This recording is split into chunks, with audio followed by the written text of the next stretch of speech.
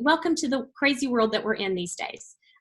We are so excited to have you guys joining us for the NISWANGA Remote Learning Series. The sessions will provide educators with opportunities to extend and refine their practices, engaging students in remote and/or online learning.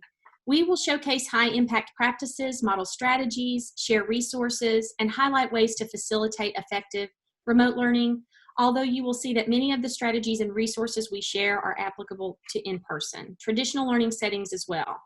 My name is Sarah Kitzmiller, and I'm co-presenting today with Dr. Catherine Edwards.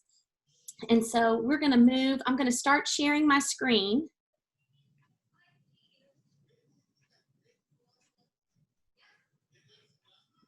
And I want to walk you through briefly some of the materials that have been dropped in the chat. So if you, can you all see the essential materials on the screen? Just give me a thumbs up if that you can see that. Can't.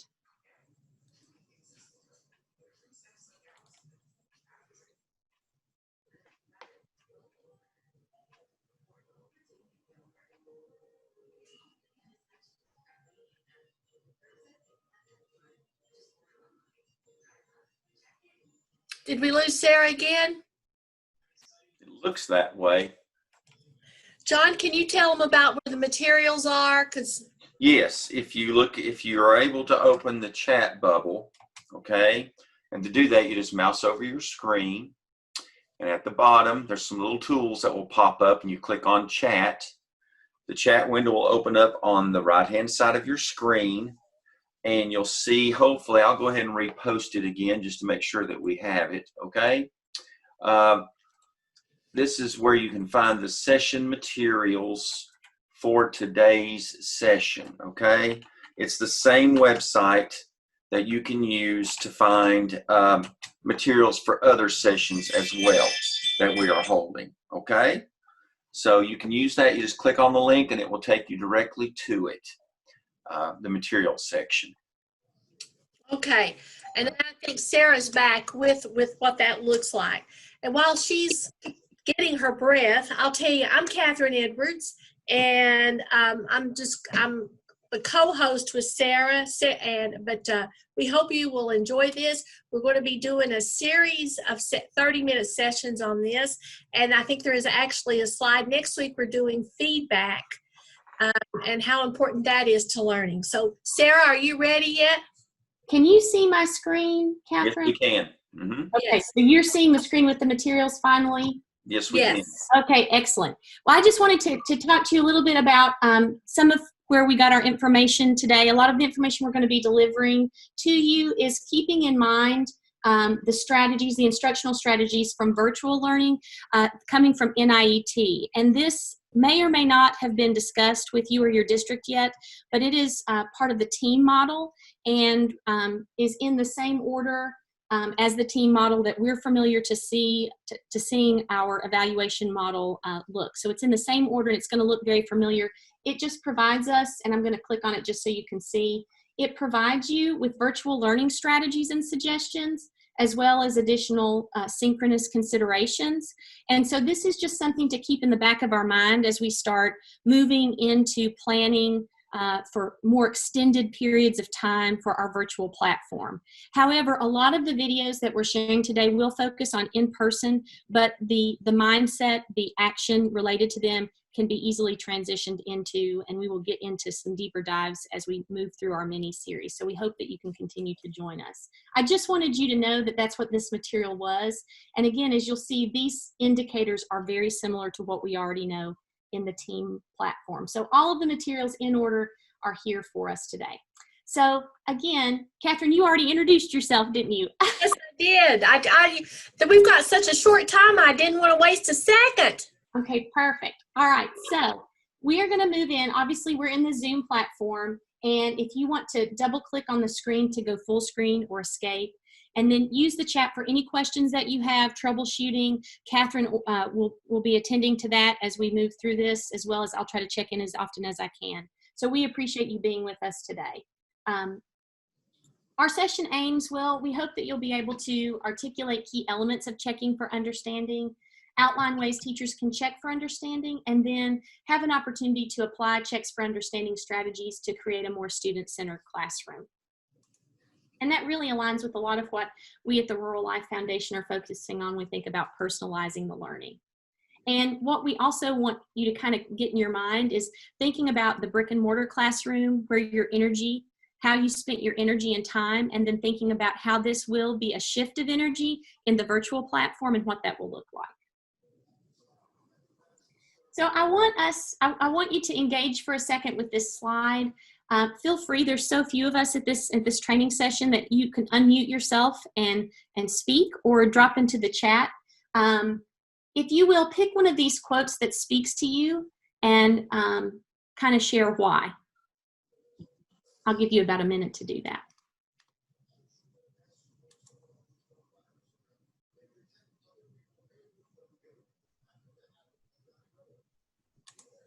Feel free to unmute and share, but if you would rather, you can drop into the chat.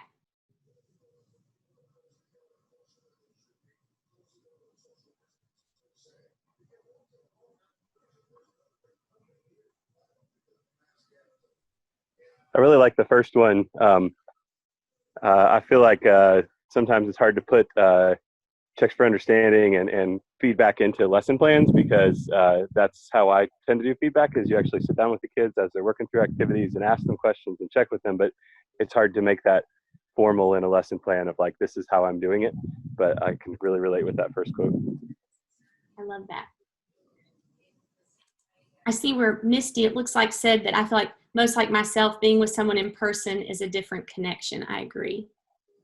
And again, I know, I like, Scott, what you were saying about your lesson plan. I do think this is deeply rooted into what we feel like is quote unquote perfection. I think teachers really know what they want to see or want kids to do. And a lot of times we get hung up on that. And so we forget that learning is messy, right? So it's one of those things that we just forget. And because we have this picture of how it looks in our mind. And a lot of times it doesn't play out that way. Because when we do talk with them or sit with them, we realize that it needs to be maybe something different. And we're really hard on ourselves too. Oh yeah. Yeah, I like that first one too. My school, they're really big on building relationships with students. And I've found through that, just by doing that, they're more open to learning and they do better. Thank you. Yes, I agree. All right. Close out here. Thank you for sharing. So checks for understanding is a systematic approach to formative assessment, a quick way to adjust your instruction to increase student success. And a check is recommended to occur every 15 minutes. Obviously, there's not a magic formula. Sometimes it can occur a lot more frequently. And obviously, as we get used to the practice, it might be something that we are a little bit overthinking, and it may not occur as often.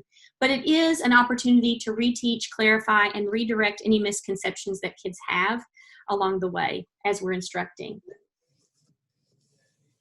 So I'm a visual person, and when I hear the word systematic, like, what does that mean? So again, I say this because it's sort of like I'm saying the opposite at the same time. A check for understanding is where we're sort of realizing that stuff has gone awry. We want to kind of figure out a little bit what that is exactly, so then we can adapt and adjust what we're doing to help increase kids being successful with our target.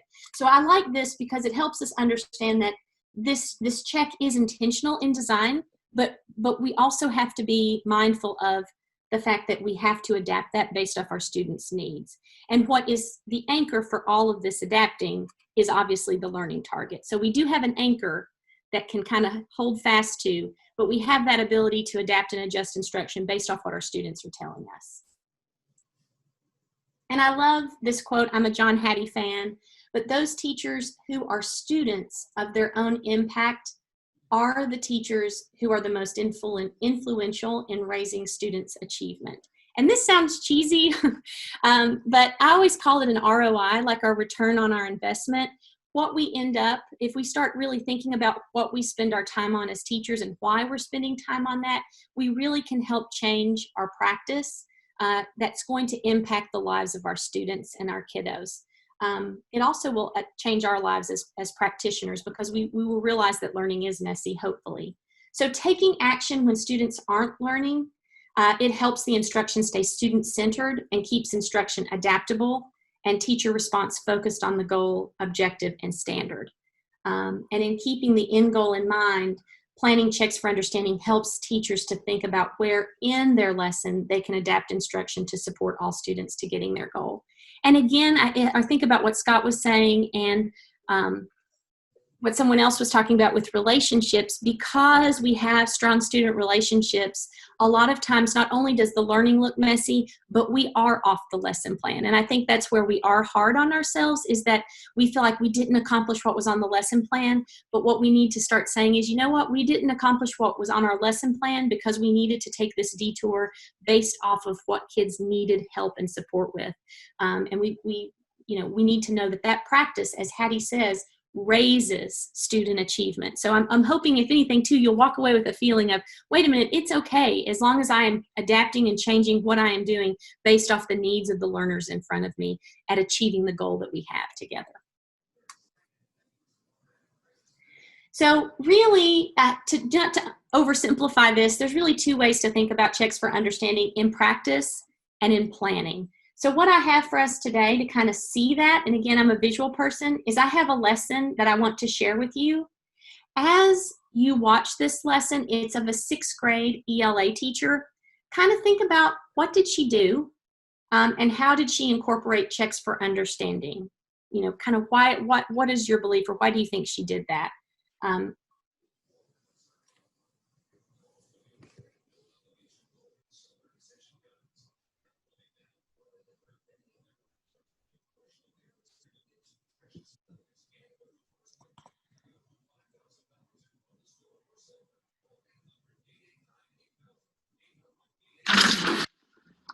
My goal for today was for students to understand what a simile is and to experiment with making up their own. When class starts, we focus on the daily learning target. Daily learning target grounds students in exactly what it is that they need to learn for the day. All right, let's take it near me. Not twice. Thank you so much. DLT for today is what? Oh my goodness. Devron, yes. Oh. I can use simile in my character sketch. Lovely. We check in on the daily learning target at least 3 times during class. What is it all about for big learning targets? If everybody wants to take a minute and look, where does this go?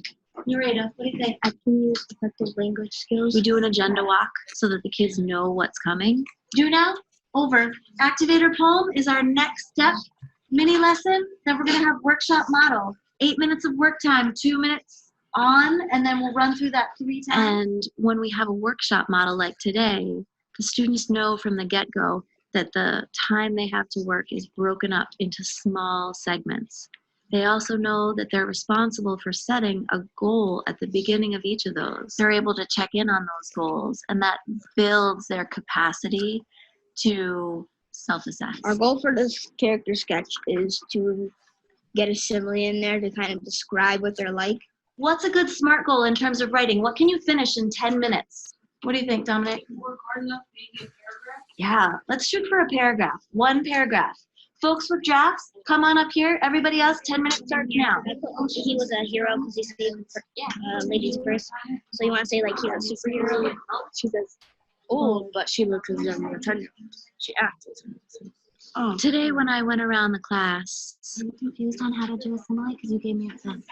I noticed that a lot of students were struggling with how to come up with a simile. Where would they put it in their writing? Think of something that's different, something from nature. I chose to stop the class to catch them all and say, okay, we can focus on a character trait, we can focus on appearance, and walk them through the process of creating a simile in one of those 2 areas. Lots of people still writing. Pens and pencils down. So there are some folks in here who are really good at doing this simile thing, and there are a couple of people who need to get refocused. So I want somebody in their own words, look up at the DLT. What are we trying to do today in class? Eddie Crum. I can use simile in my character. Scare catch. Yep. Who can challenge Evan? Add to what he just said. Evan? We're trying to grab the reader's attention Mm-hmm. Yep. Grab the reader's attention. That's part of and it. make them want to read more. Yes. So hook them in, make them want to read more. But what does a simile do for you when that happens, Kev? What do you think? What does a simile help you do in your head? Makes me think more Okay. about the makes you think character, more. and like, let's say you put her hair is as smooth as like a flat rock. Checking for understanding drives the lesson. I always know the place I'm headed, but to make sure that everybody's on that train, I have to be checking for understanding all the time. What do you think of when you think of brave? Go ahead. Kim is as brave as a hawk. Ooh, hawk. I check for understanding by using cold call so that I'm sure that I'm getting everybody all the time. Okay. Here we go. I also like to use thumbs up, thumbs to the middle, thumbs down a You lot. hear it and it makes sense to you, but you didn't find it. Give me a thumbs to the side. I do fist to 5, students pairing up and then sharing out once they share with each other. Those stand-ups make them look like a walking skeleton. Perfect. I prioritize ending all of my classes with a strong debrief. This rubric is going to start our debrief. We are starting right The now. qualities of a strong debrief are students clearly understand the daily learning target and the steps that they took to get to that daily learning target. I need somebody to explain in their own words what a simile is. Modesto. Like or as in a sentence. Yep, using like or as in a sentence. You're absolutely right. There's one other part to it. Yanni, help him out. It's my job to be checking for understanding with every student in my class and adjusting my instruction so that I'm reaching every student in that class, meeting every student's needs. We got a long list, so people are going to have to listen because I'm coming back to all of you. Aylin. If I'm not checking for understanding with every student on a regular basis, then I'm not getting that job done. Modesto. Two unlike things. Very good. We have time for thrive. Define thrive. Jeriel. All right. So, what did she do? What are some things that you saw her doing? How she was checking? How did she incorporate checks for understanding? And why was she doing that? What are some things that you all saw that kind of you connected to? You can drop in the chat, or you can unmic and we can share that way.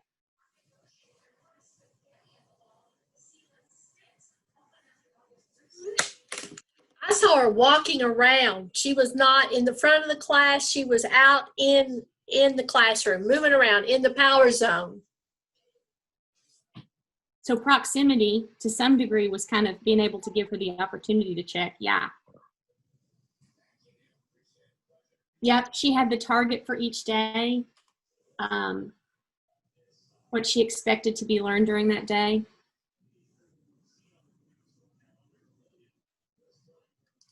Yep.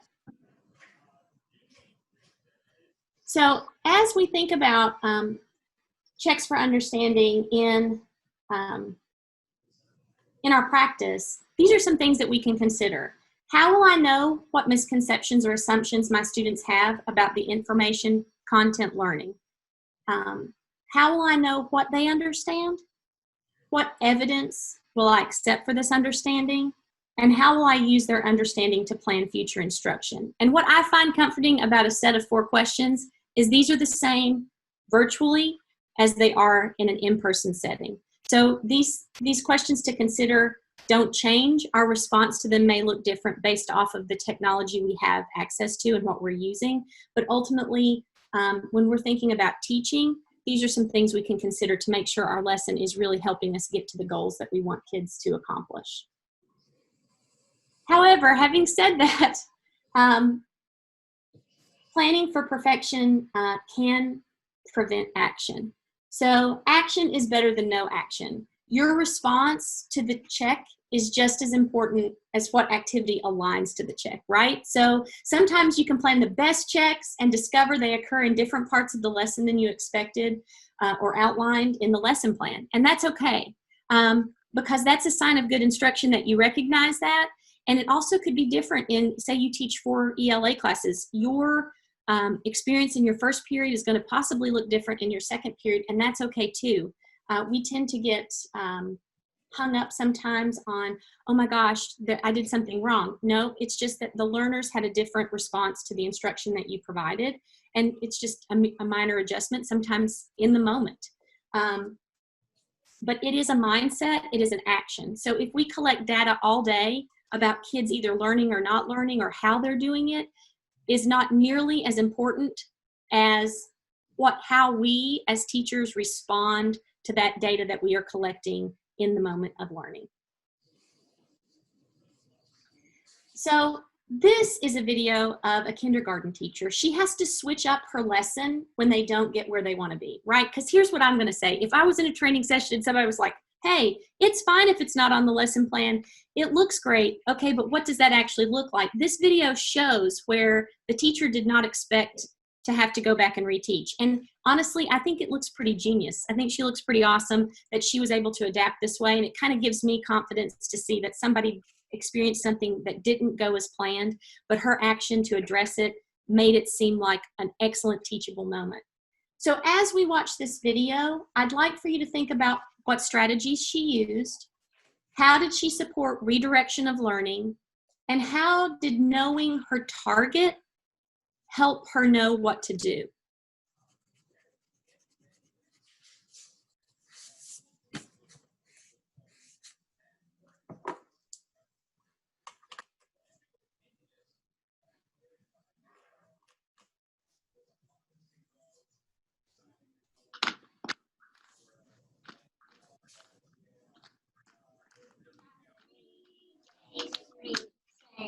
You gotta read, say, you gotta read, say, say what, you gotta read, say what.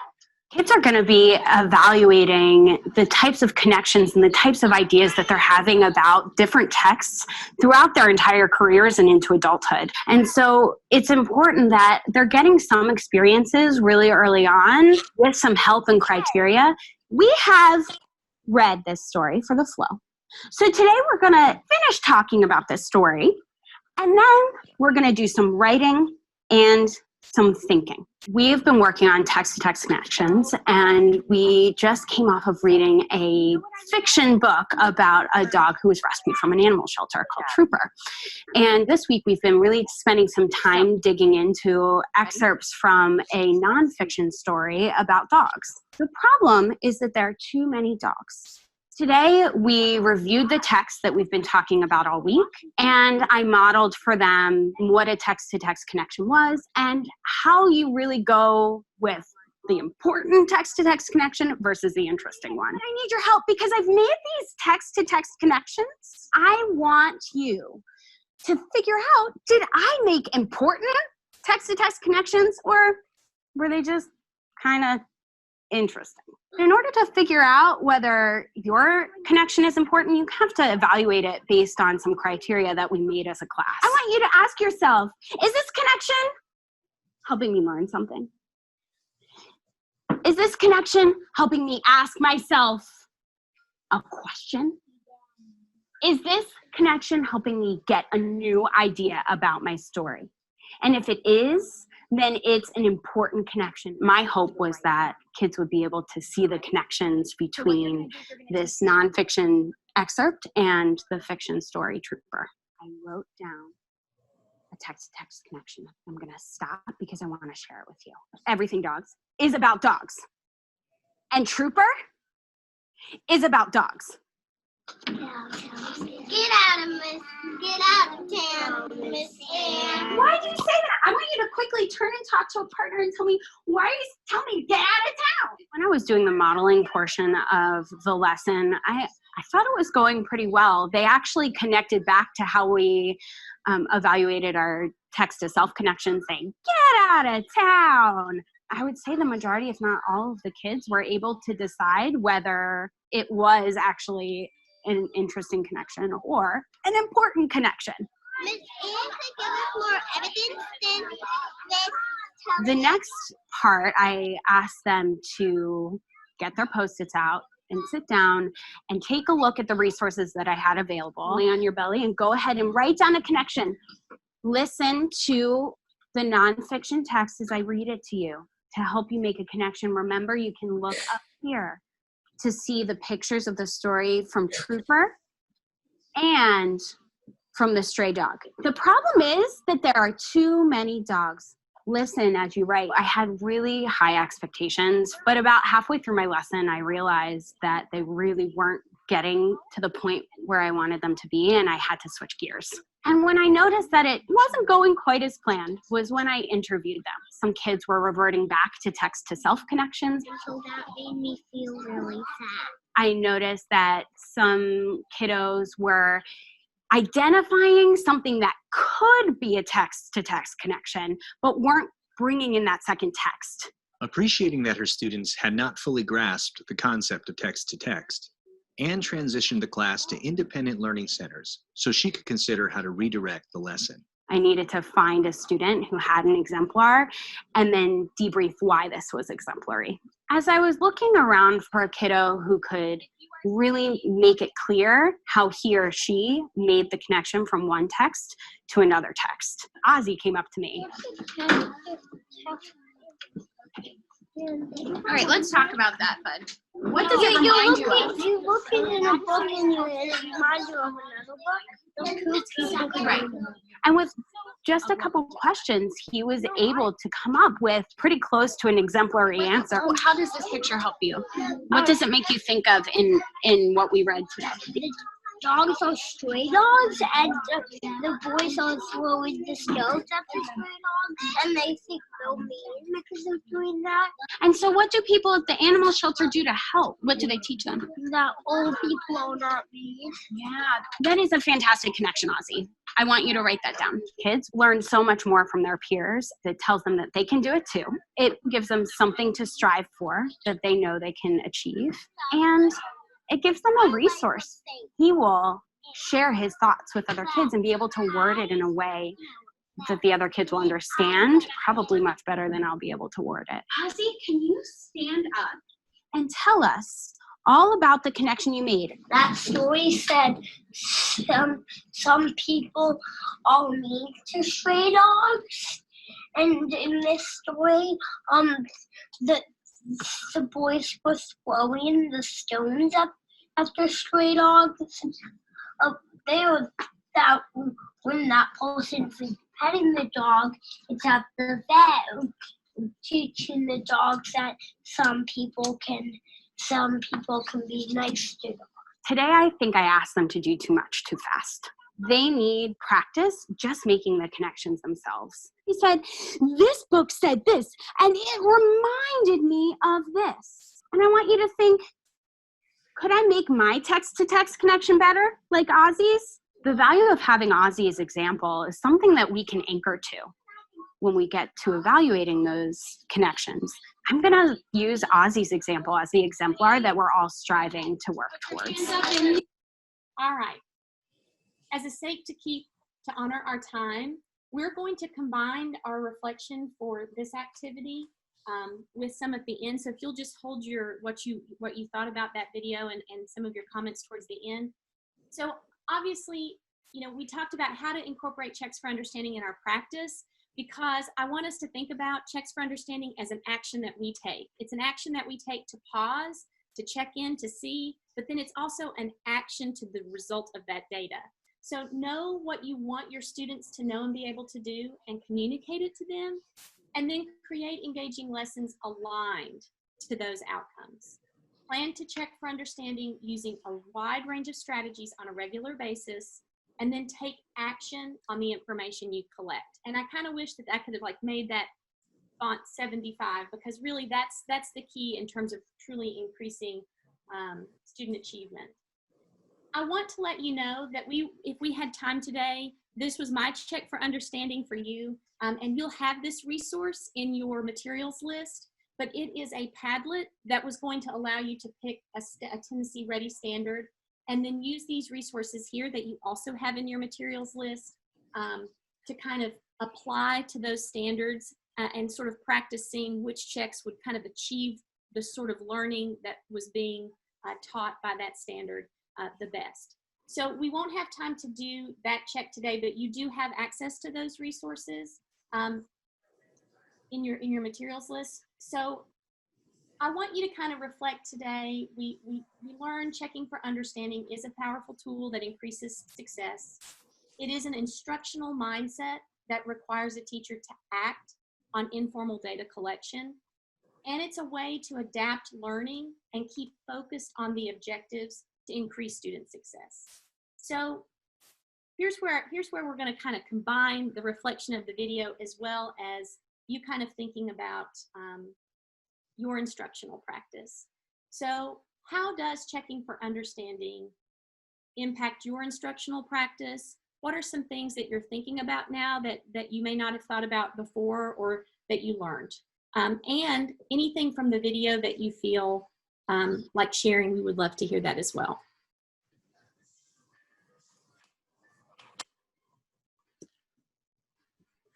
Sarah, I think we should tell them too that in our deep dive in September, when we kind of tie our 4 sessions together, we will go over this more because this is so important. Here are our upcoming mini sessions. We have checking for understanding feedback, checking for understanding collaboration. So they're all on Thursday for the mini sessions. Next week, the week after, and then in September, they're all at the same time. And checks for understanding and feedback, powerful partners. How can we use those together to really impact student outcomes, and what are some strategies for that in a virtual world? So we're going to dig more into the virtual strategies as we work through some strategies that can work in both hybrid learning environments. So I haven't checked the chat, but what are some things that you all are thinking about?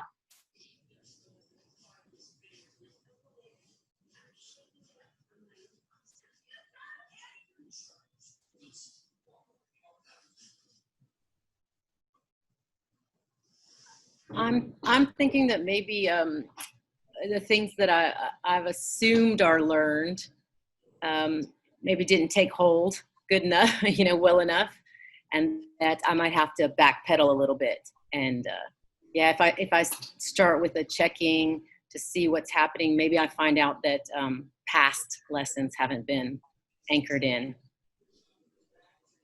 Yeah. Do some reteaching. I really like that she interviewed the students and she found the one student who connected it and then tried to see from their perspective how they connected it so that she could get the other ones to do that. I like that. Thank you. And I really appreciated how she said, I maybe planned too much for this lesson, but she changed midstream. I mean, that's powerful. Just to not feel like you've got to finish the lesson plan. She did what was good for the students. Well, and in out of respect to our time, our time for our mini session is up, and we are here though for as long as you all have questions or would like to further debrief. I was going to share a little bit more detail about the resources, so if you want to stick around for that and kind of show you some of the connections within the 53, because that can be an overwhelming number.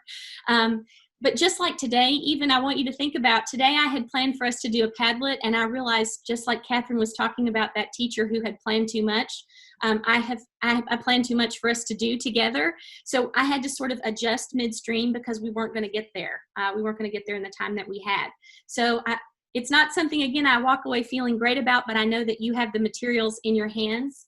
But to access the materials, if you'll just go back to where you registered for this session, the materials have been uploaded to that location and that you can receive them.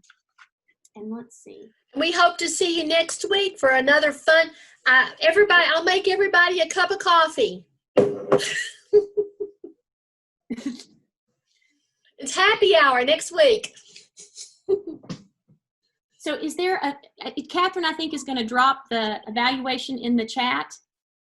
John is, he's got it. Okay, so if you don't care to take a minute to fill out the evaluation, and like I said, I'll reshare my screen here in just a moment, and we can go back into some of the 53 resources and the 53 checks for understanding strategies and kind of look at those. Several of those align to the videos we saw today, and I can show you those.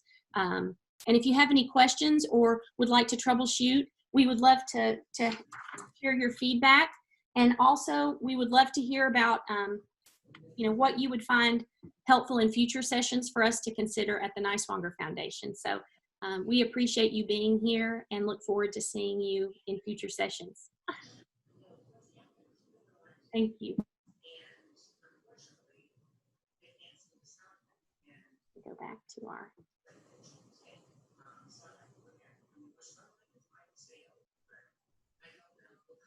All right, so let's see in the chat.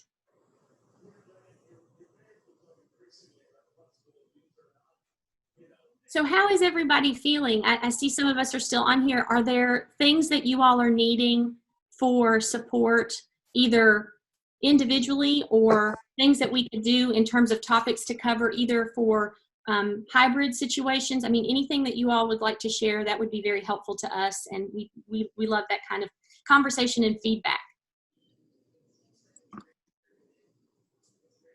Please feel free to, you don't have to, you can type it in the chat, or you can just, we can share, unmic and just share freely.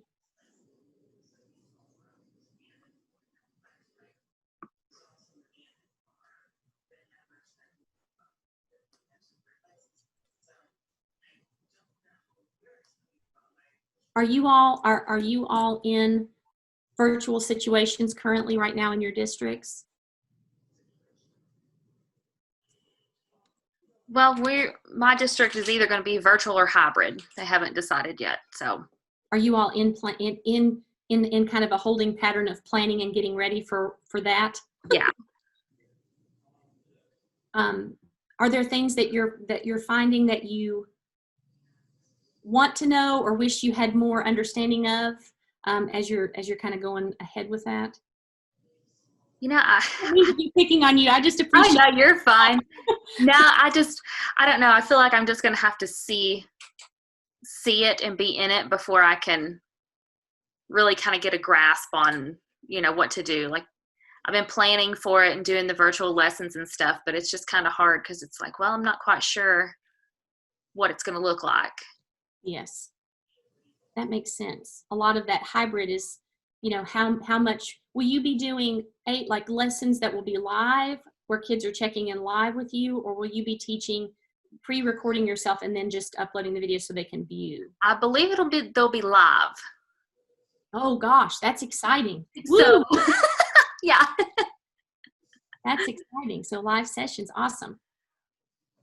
So maybe if I hear what you're saying, it might be helpful to see would it be helpful for you to see, just like we looked at some teachers using checks for understanding in their classroom, would it be helpful for you to see a variety of, what subject do you teach, for example? I teach science. I teach middle school science.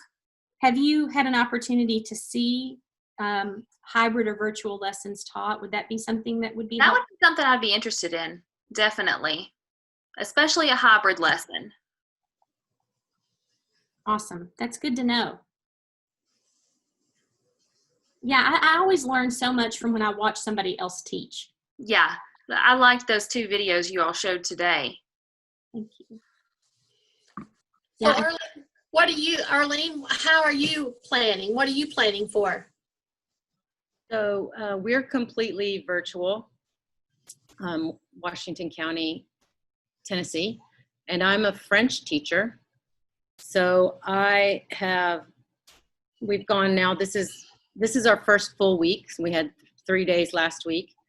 So very quickly I found out that I can't have all of my students at the same time. I'm having them come in smaller groups every 20 minutes so that I can actually speak with them. What's good about virtual learning is that they can send me audio, and they're more open to doing that, I think, by themselves in their house than being in a classroom. So that's quite good. It's a lot of time to listen to everybody's audio, even though they're saying, small things, and then also me giving audio back. So it's time consuming. What platform, Arlene, are you? We're on Canvas. Awesome. Using like Flipgrid for the videos?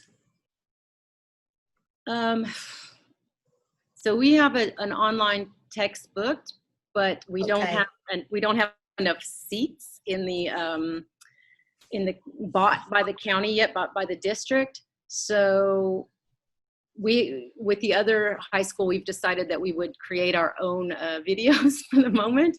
So, which is nice because that's a good collaboration thing. So I went over to the other high school and we actually acted out and did the videos. So we're creating text, but what's good is then it can be shared between the two schools. So not each of us is having to redo things.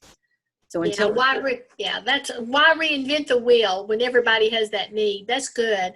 And you know, that same goes for science in middle school. The collaboration piece in this, what's going on around us, is huge. Oh yeah, I work with a great teacher. There's 2 of us that teach our grade for science, and we're great on it. I love it.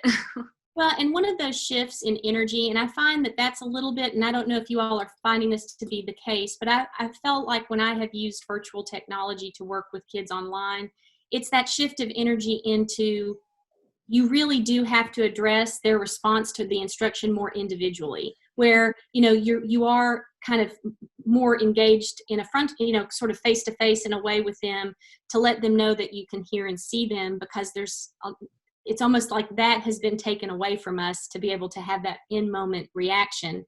And so that's kind of why, you know, I know it sounds sort of like old school, like checks for understanding. What does that have to do with? But I found in conversation that what we're shifting to on top of that is, if we are going to be providing grades, and like you were talking about, like if I'm going to be spending time taking a video of myself teaching, and I'm going to be offering feedback in relation to that, that's the kind of thing when we think about a check for understanding. If I'm going to give them some checks for understanding through providing an auditory response to their response to me, then that's something I can, based off of how often I've checked in to see if they've gotten it, that I can give as a grade. And that's been a lot of the questions as a coach I've received in the last week or so.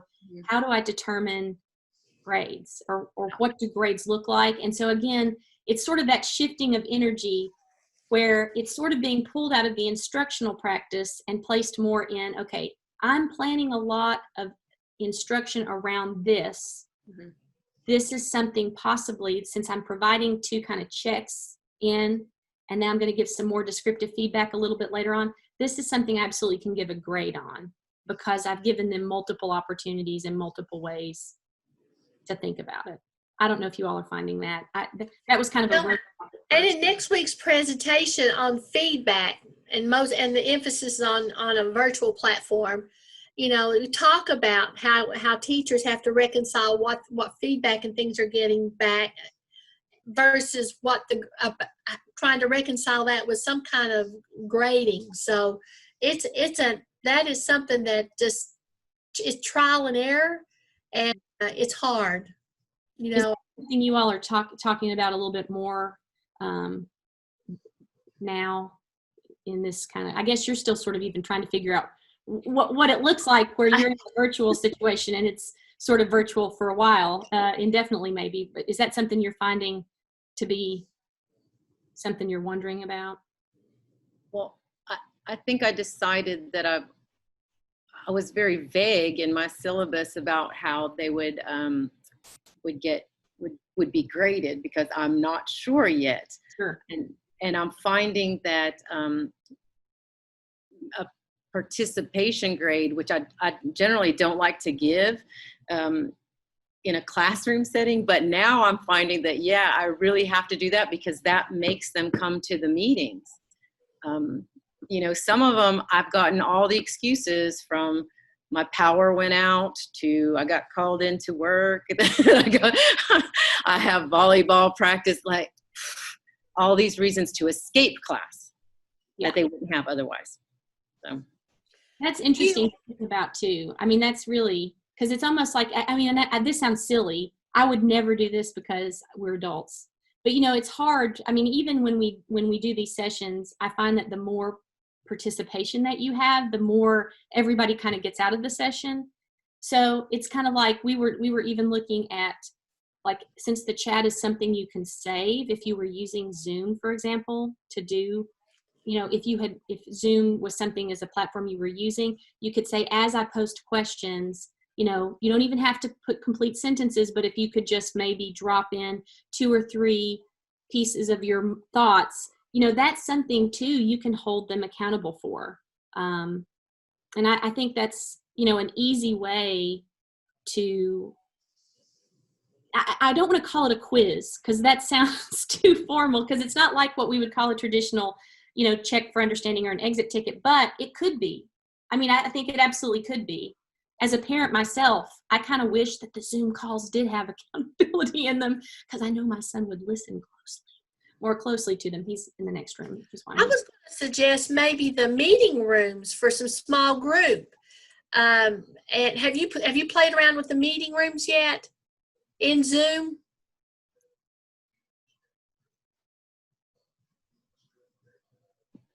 Are you talking to me? Yeah. So we're using Google Meet. Okay. Since I'm having to record everything, and I don't think I'm allowed to do like breakout rooms where they're alone without me. So what I have done, since I have block planning, I have 80 minutes. I've broken them down into 4 groups, so they come every 20 minutes. Well, and I even saw a teacher, and I saw this in action, which I thought was pretty cool, in the Zoom session. And actually, it wasn't in the Zoom session. It was in the discussion board in Canvas. Which I thought was kind of a cool idea, they required the peer-to-peer. So they had given some assignment about create a locker that gives 3 facts about yourself, 3, they had this criteria they had to follow. And then they made them in the discussion board reply to somebody that they didn't, somebody that they didn't know well, that they learned something about, and make a connection. And they actually used that again as an opportunity to, see how people were able to use like Canvas, like you were saying that you were using. And they were a little hesitant to give that a grade, but they felt like that after they'd asked them to do that 3 or 4 times and given them feedback, because a lot of the times the first day sounded like teachers saying, you submitted, but you didn't actually answer anything. You just sent me a blank copy, or, that kind of thing. After they gave them several days of that, then they thought, this could be something that becomes like a quiz grade, because it is participation, but it also is more about procedures and the concept of, can you answer this question? Because I'm asking, do you comprehend this question? Can you answer this question? It's a pretty simple comprehension question as well. So I don't know. I just thought those were interesting things to see people like having discussion about. I find that it's that I'm having to define my boundaries virtually, and that the students are, they're testing all the boundaries of what's going to be acceptable and what's not going to be acceptable. And, having to say, I can see that you didn't log in yesterday, or I can, or that you did, but you only spent 1 minute there. So it's a lot of setting boundaries, where we have here in a classroom, in some cases, an easier way. These are going to be the most organized people in the world, because if you can imagine their calendars, what they're having to do with all of their teachers, or knowing when assignments are due, they're going to be super organized people at the end of this. That's a good point. I hadn't thought about that. Well, you all know that when they leave middle school and high school is my background, this is how a majority of how they learn. So, I would say, as a former administrator, hold their feet to the fire, and if you're not there, that's part of your grade. And be able to explain it to parents, keep that record. Well, listen, just in closing, we so appreciate your time and being here with us and staying after to have conversation. And I can't say how much I heart what teachers are doing and experiencing right now. And we're here to help. So I'm going to drop my email in the chat. And if there's anything that you need in relation to Canvas, troubleshooting, you can send us an email. And I'll drop mine. Because we're here to help, and we want to be helpful, and we can find resources, help with personalization, troubleshoot within Canvas or other platforms in that nature. We'll do what we can. If we don't know the answer, we'll find somebody who does. And I kind of want to say it's time for you all to go home and like relax and chillax. Chillax. I like that, Sarah. Chillax. So, John, thank you for supporting us. And ladies, best wishes, and please reach out. Hope to see you next week for another fun 30 minutes. Yes.